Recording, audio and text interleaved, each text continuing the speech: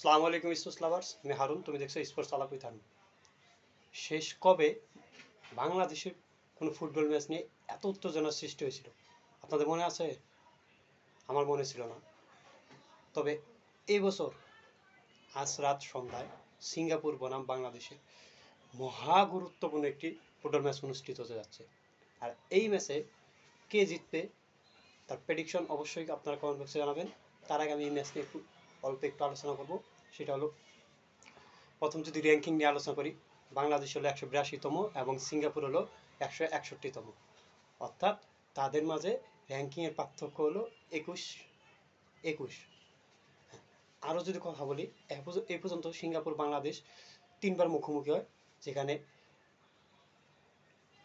2বার জিতে সিঙ্গাপুর, 1বার হয় ড্র, বাংলাদেশ একবারও জিততে পারে না।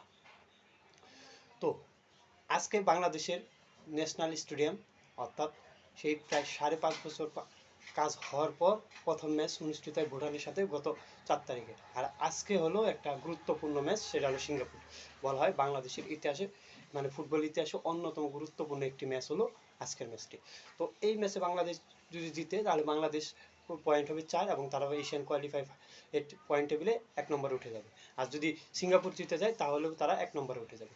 অতএব এই জন্য আজকের ম্যাচে আমাদের পূর্ণ 3 পয়েন্ট খুব খুব খুব খুব প্রয়োজন। তো ম্যাচ নিয়ে এমনি আলোচনা যদি করি, তো বাংলাদেশের যে স্কোয়াড নিয়ে অবশ্যই সবার আলাদা একটা উত্তেজনা সৃষ্টি হয়েছে, কারণ সমিত সোম, হামজা, ফাহমিদুল ইনক্লুড হয়েছে এবং জামাল আছে, আলামিন আছে, কাজিম শাহ, বিভিন্ন জন আছে। আর ওদের যদি করি, ওদের ওদের গুরুত্বপূর্ণ অনেক গুরু খেলা আছে, যেমন বিশেষ করে ফান্দে নামে ওদের ফান্দে ব্রাদার্স, দুজন ফান্দে আছে সবচেয়ে গুরুত্বপূর্ণ, এবং তাদের গত ম্যাচে তারা তাদের একটা ইন্টারন্যাশনাল ফ্রেন্ডলি ম্যাচে 3-1 গোলে জিতে, যেখানে ফান্দে ওই খেলোয়াড়টাই 2টা গোল করে।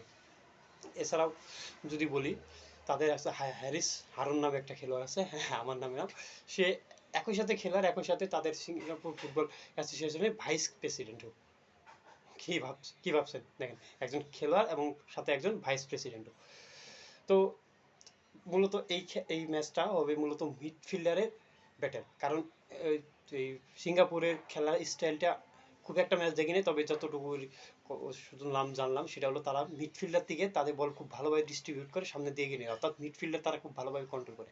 আর বাংলাদেশের মিডফিল্ডার তো এই বর্তমানে যে হামজা, সমিত এগুলো ইনক্লুড হওয়ার পর এই সাউথ এশিয়া অন্যতম একটা শক্তি স্ট্রং একটা মিডফিল্ডার হিসাবে এই মুহূর্তে আর কি প্রতিফলিত হয়েছে। তো এই মিডফিল্ডার একটা ব্যাটেল হবে। আর সবচেয়ে বড় কথা হলো সিঙ্গাপুর হলো সেট পিসে অনেক বেশি স্ট্রং, তারা সেট পিস থেকে অনেক বেশি গোল করে। এই ক্ষেত্রে বাংলাদেশকে একটু সতর্ক থাকতে হবে, এবং বাংলাদেশ ইদানিং সেট পিস খুব একটা ভালো করতেছে। যেমন গত ম্যাচে ভুটানের সাথেই হামজার কোনার থেকে সরি জামালের কোনার থেকে হামজা গোল করে। তো বাংলাদেশ সেট পিস নিয়ে অনেক কাজ করছে, হাবিব কাবরেরাও বলছে। তো এই সেট পিসেই অনেকটা ফলাফল নির্ধারণ হয়ে যাবে আশা করতেছি। এটা আমার প্রেডিকশন। আপনাদের প্রেডিকশন কি অবশ্যই কমেন্ট বক্সে জানাবেন, এবং এই ম্যাচ নিয়ে আরও কোনো যদি কথাবার্তা থাকে অবশ্যই কমেন্ট বক্সে জানাবেন। ধন্যবাদ।